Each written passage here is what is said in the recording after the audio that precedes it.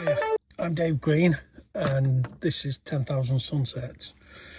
In collaboration with the Shite YouTubers, this week's topic is going to be about winter van life, and I'm having still been going through it at the moment because we're only in the middle of February.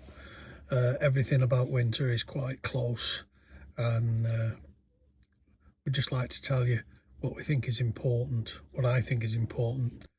And the most important thing to me is to stay in contact with people as much as you can.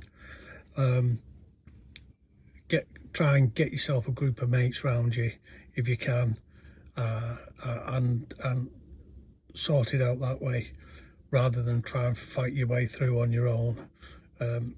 I think last year, being at Frostfields with a group of other people, and this year spending time with Frank and Joe and meeting up with other people along the way, has helped us to get through the worst of the January, February blues, through the darkness, through the cold. I would also like to say, keep your eye out on keeping yourself dry and warm, because once you start to get cold, it's hard to recover the warmth once you've lost it. So if you do have the opportunity of going outside in dry weather, take it when you can. Get as much sunshine as you can, because I feel the darkness is pretty much one of the hardest things to get over in winter, because there's so much of it. You know, there's so little of daylight, especially coming up to Christmas. The days are very, very short. If you've got pets, every time I walk Angus and it's wet, or the ground's wet, I'm bringing mud back into the van, and that can be difficult because it's getting slippy. The van feels grubby and dirty when it's coming off his paws, and although we have towels to put under him when he sits on the seats, it's still moisture and wet in the van. So try and keep your pets, if you've got any, as dry as you can. I do tend to let Angus off the lead quite a lot, and a few times I've not been able to stop him going in the rivers, and it's led to him bringing a lot of moisture into the van. We do have a Karcher, and we use the Karcher on most days to take any condensation from the windows, and the more condensation you can take off the windows, the less cooling effect I think it has on the van as a whole, because the water on the inside of the windows holds coldness, and if you're trying to heat the place up, you're actually trying to boil the water that's on the inside of the windows, and you know how much energy it takes to heat water up when it's in a kettle. You're trying to do the same thing with wet windows. So the Karcher is invaluable for us to keep the windows dry, and therefore I think saving us having to heat up wet water that's just on the inside of the windows. I think those are the biggest things for me, is having somebody to talk to, especially if you're on your own as a van lifer.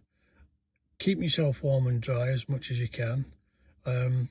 If you've got any specific questions about it that I haven't mentioned or covered, please put them in the comments below down there, and I'll try and answer them for you. This has been our second year going through winter in van life, and we're still novice at it, but we have picked up some things, so I can share that information with you.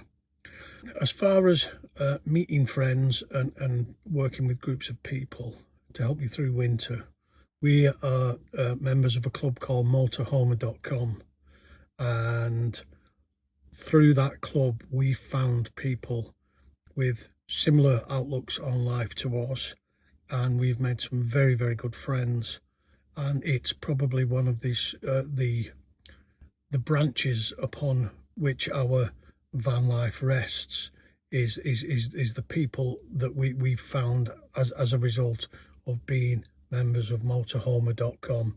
I'm not getting paid to sell motorhomer.com. I'm just a member of it, and it's benefited me, and things that I couldn't find out, that I didn't know, I can go on the forums and ask the more experienced people within the group. And if it wasn't for them, we'd have had much more difficult times in dealing with the issues, not just of winter van life, but year-round van life problems. And I would recommend anyone join it, and start to get to know the people within the group, because they're a wonderful bunch, and they're prepared to help, and they have helped us out this year when we've had difficulties. So I would recommend anyone, if you're in van life, join motorhomer.com. It will help you with your day-to-day living. That's it. I've nothing more to add at the moment, until we have another topic, which I don't know what it is yet, because we haven't decided as a group. But that's today's topic, and it's been winter van life. And if you have any questions, like I say, leave them below, and I'll get back to you. And make sure you watch the other episodes by all the other shite YouTubers out there. They'll be giving you different tips and stories about their winter van life and their experiences. And hope you enjoy them as well. Bye bye.